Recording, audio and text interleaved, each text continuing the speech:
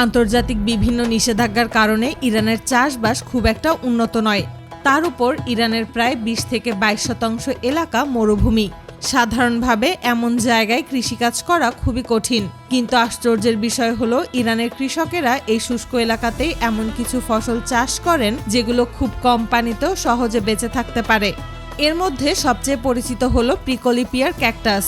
এই গাছের শুধু ফলই নয়, এর মোটা সবুজ পাতাও খাবার হিসেবে ব্যবহার করা হয়। ক্যাকটাস এমন একটি উদ্ভিদ যা পৃথিবীর সবচেয়ে কঠিন পরিবেশেও টিকে থাকতে পারে।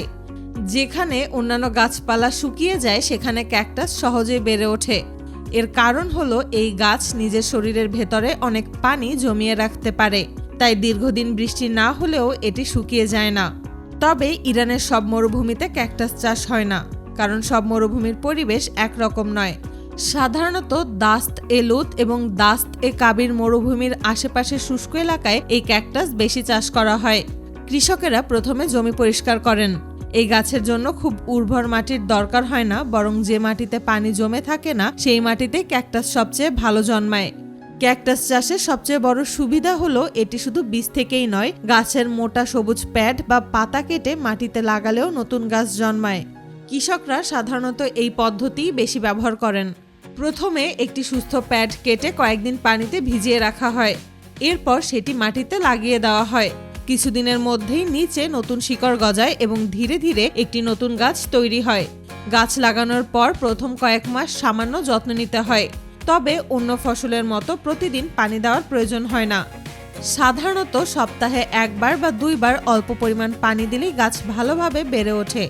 ধীরে ধীরে গাছ বড় হতে থাকে এবং নতুন নতুন প্যাড বের হয়। প্রায় 1.5 বছর পর গাছে ফুল আসে, এরপর সেই ফুল থেকেই ফল তৈরি হয়।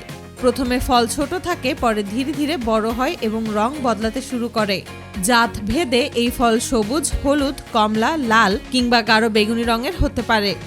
ফল পুরোপুরি পেকে গেলে কৃষকরা তা সংগ্রহ করেন। তবে ক্যাকটাসের ফল সংগ্রহ করা মোটেও সহজ নয়, কারণ ফলের গায়ে অসংখ্য ছোট ছোট কাঁটা থাকে। তাই কৃষকরা মোটা দস্তানা বা বিশেষ যন্ত্র ব্যবহার করে ফল সংগ্রহ করেন। এরপর ফলগুলো পরিষ্কার করে সরাসরি কারখানায় পাঠানো হয়। কারখানায় পৌঁছানোর পর প্রথমে ফলগুলো ভালোভাবে ধোয়া হয়। এরপর আকার ও মান অনুযায়ী আলাদা করা হয়। বাইরের কাঁটাযুক্ত খোসা সাবধানে ছাড়িয়ে প্রতিটি ফল পরীক্ষা করা হয়, যাতে কোনো নষ্ট ফল না থাকে। এরপর তাজা ফলগুলো বিশেষ বক্স বা প্যাকেটে ভরে সংরক্ষণ করা হয়। অনেক ক্ষেত্রে এগুলো কোল্ড স্টোরেজে রাখা হয়, যাতে দীর্ঘ সময় পর্যন্ত সতেজ থাকে। পরে জাহাজ বা বিমানের মাধ্যমে বিশ্বের বিভিন্ন দেশে রপ্তানি করা হয়। ক্যাকটাসের ফলের ভেতরে রসালো ও মিষ্টি অংশ থাকে। অনেক দেশে মানুষ এটি সরাসরি খেয়ে থাকেন। আবার এই ফল দিয়ে juice, jam, jelly, ice cream, candy এবং বিভিন্ন ধরনের মিষ্টি খাবারও তৈরি করা হয়। অনেকেই মনে করেন ক্যাকটাসের শুধু ফলই মূল্যবান, কিন্তু বাস্তবে এর মোটা সবুজ প্যাডও সমান গুরুত্বপূর্ণ।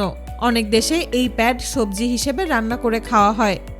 কারখানায় প্রথমে প্যাডের সব কাঁটা সরিয়ে ফেলা হয়, এরপর ভালোভাবে ধুয়ে পরিষ্কার করা হয়। তারপর প্রয়োজন অনুযায়ী ছোট ছোট টুকরো করে কাটা হয়। কিছু প্যাড টিনজাত করা হয়, কিছু হিমায়িত অবস্থায় সংরক্ষণ করা হয়, আবার কিছু শুকিয়ে গুঁড়ো তৈরি করা হয়। পরে এগুলো বিভিন্ন ধরনের খাদ্যপণ্য তৈরিতে ব্যবহার করা হয়। ক্যাকটাসের প্যাডে প্রচুর পানি, খাদ্য আঁশ, ভিটামিন এবং বিভিন্ন খনিজ উপাদান থাকে, তাই অনেক দেশেই এটিকে স্বাস্থ্যকর খাবার হিসেবে খাওয়া হয়। ক্যাকটাস গাছের আরেকটি বড় উপকারিতা হলো এটি মরুভূমির মাটির ক্ষয় কমাতে সাহায্য করে। প্রবল বাতাসে অনেক সময় বালু ও মাটি উড়ে যায়, কিন্তু যেখানে সারি করে ক্যাকটাস লাগানো থাকে সেখানে মাটি অনেকটাই স্থির থাকে।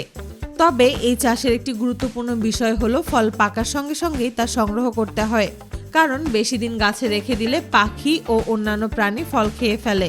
তাই পুরো বাগানে নিয়মিত নজরদারি করা হয়। সব মিলিয়ে বলা যায় ইরানের শুষ্ক ও মরুভূমি অঞ্চলে ক্যাকটাস চাষ এখন একটি গুরুত্বপূর্ণ কৃষি শিল্পে পরিণত হয়েছে। খুব কম পানিতে এই গাছ বছরের পর বছর বেঁচে থাকে। এর ফল বিশ্বের বিভিন্ন দেশে রপ্তানি করা হয়। আবার এর মোটা সবুজ প্যাড থেকেও নানা ধরনের খাদ্যপণ্য তৈরি করা হয়। তাই যেখানে সাধারণ মানুষ কোনো ফসল চাষ করার কথা ভাবতেও পারে না, সেখানে ইরানের কৃষকেরা ক্যাকটাস চাষ করে $1 মিলিয়ন ব্যবসা গড়ে তুলেছেন।